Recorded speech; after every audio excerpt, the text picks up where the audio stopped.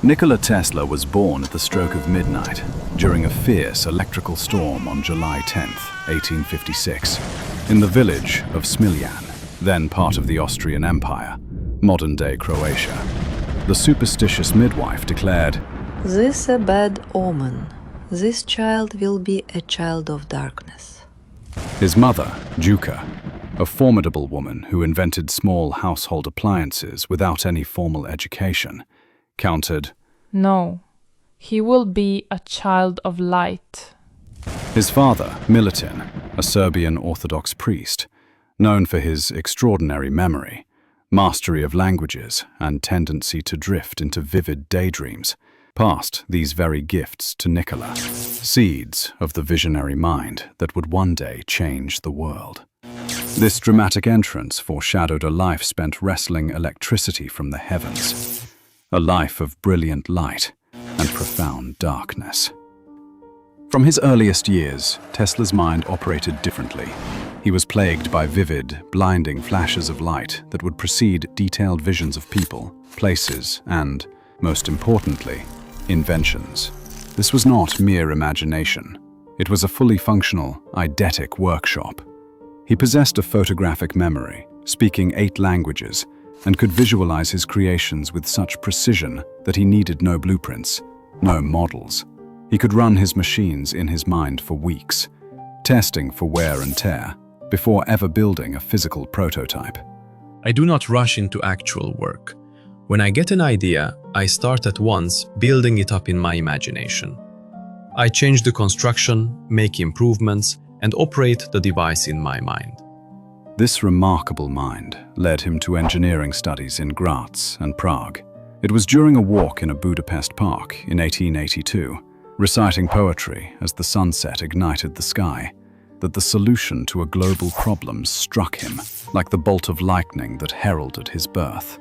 In a visionary flash, he saw the rotating magnetic field and sketched the diagram of the first alternating current induction motor in the sand with a stick. This was the key that would unlock the efficient transmission of electricity over vast distances. Tesla's revelation in Budapest was only the beginning. He now held the key to transforming the world's energy systems. But to bring his vision to life, he needed resources, and America was the land where inventions became industries. In 1884, he arrived in New York City with 4 cents in his pocket and a letter of introduction to the already legendary Thomas Edison. The meeting was a clash of titans and methodologies. Edison, the pragmatic, trial-and-error inventor, versus Tesla, the meticulous visionary who built entire machines in his mind before touching a single tool. Edison recognized Tesla's brilliance and promised him the then astronomical sum of $50,000 to improve the inefficient dynamos in his DC power plants. Tesla achieved the near impossible, but when he asked for his payment, Edison scoffed. "Tesla, you don't understand our American humor." The betrayal cut deep. Tesla quit immediately, setting the stage for one of the most consequential industrial rivalries in history. Tesla's alternating current system, championed by industrialist George Westinghouse, was technologically superior to Edison's direct current, but superiority alone wasn't enough. Edison launched a ruthless public relations war, staging gruesome demonstrations where animals were electrocuted with AC to convince the public it was dangerous. The turning point came in 1893, when Tesla's AC system illuminated the world's Columbian Exposition in Chicago. The dazzling White City shone as proof that AC was safe, efficient, and ready to power the future. The final victory came at Niagara Falls, where Tesla's AC generators harnessed the might of the waterfall to power the city of Buffalo. Alternating current had triumphed, and the modern electrical age had begun.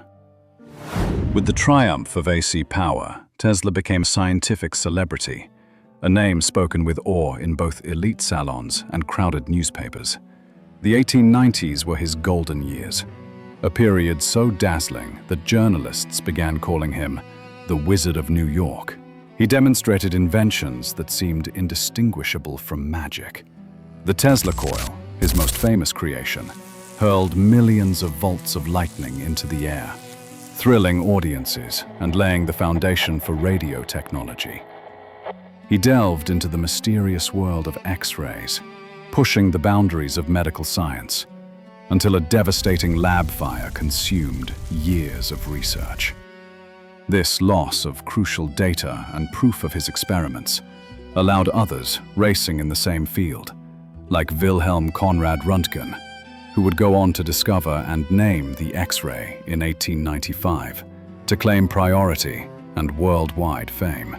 Then, in 1898, Tesla stunned the world with a display that seemed almost supernatural. A remote-controlled boat gliding across a pool at Madison Square Garden.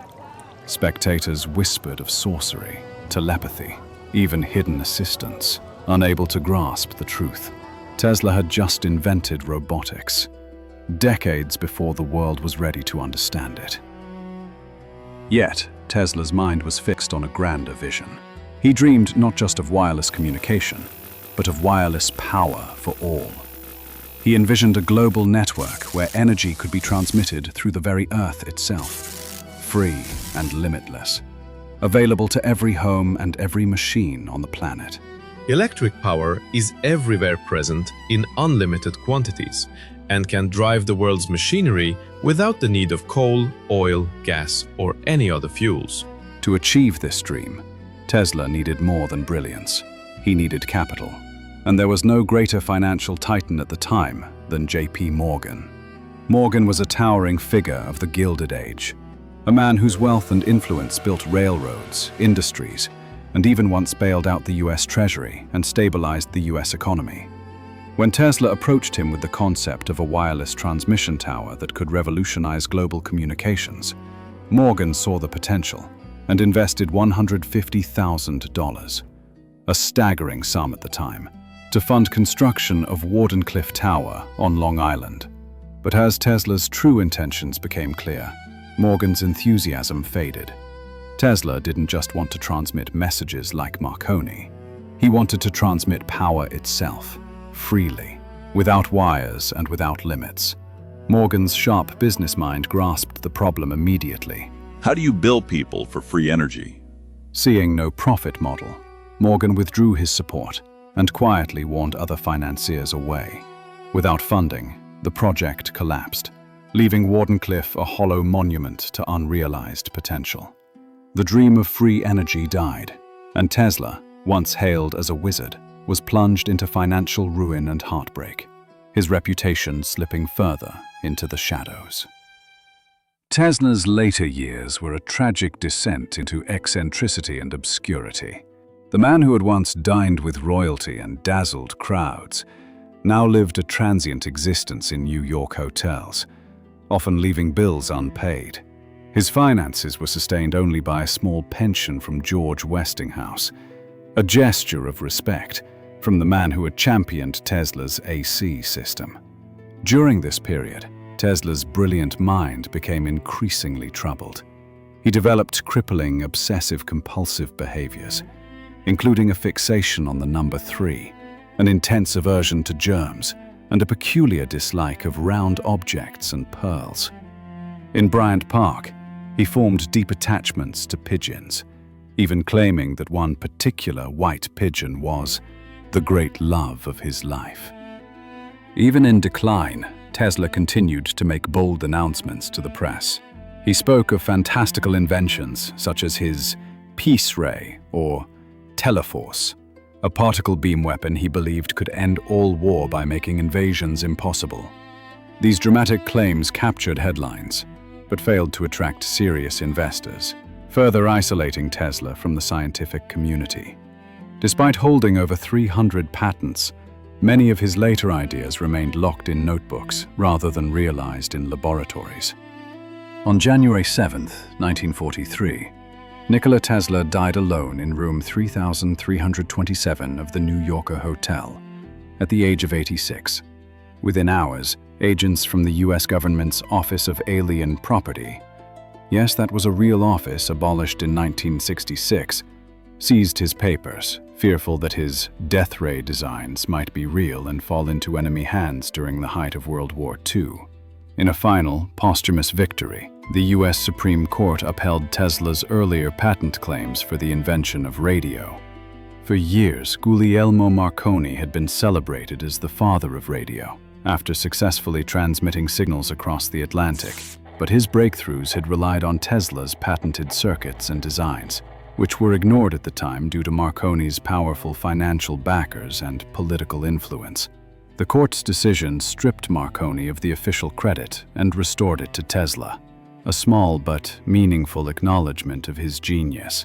Though Tesla did not live to hear it, this ruling restored his rightful place in history, a symbolic redemption for a lifetime of overlooked innovation and betrayal.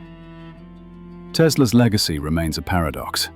He was the architect of our modern electrical world, yet he died penniless and largely forgotten. He sought to unite humanity through free, limitless energy, yet he ended his life in isolation, speaking more to pigeons than to people. He was a man of extreme contrasts, a true child of light and darkness, just as his dramatic birth had foretold. His life stands both as a testament to the power of unbounded imagination and a cautionary tale about the world's readiness to embrace such visionaries. As Tesla himself once observed, The present is theirs. The future, for which I really worked, is mine. decades after his death, Tesla's name would rise again, this time emblazoned on electric cars and cutting-edge technology, a fitting tribute to the visionary who first dreamed of a world powered by invisible forces. Though the man was gone, his ideas continue to drive the future he once imagined. This is Biography Codex. Thank you for watching.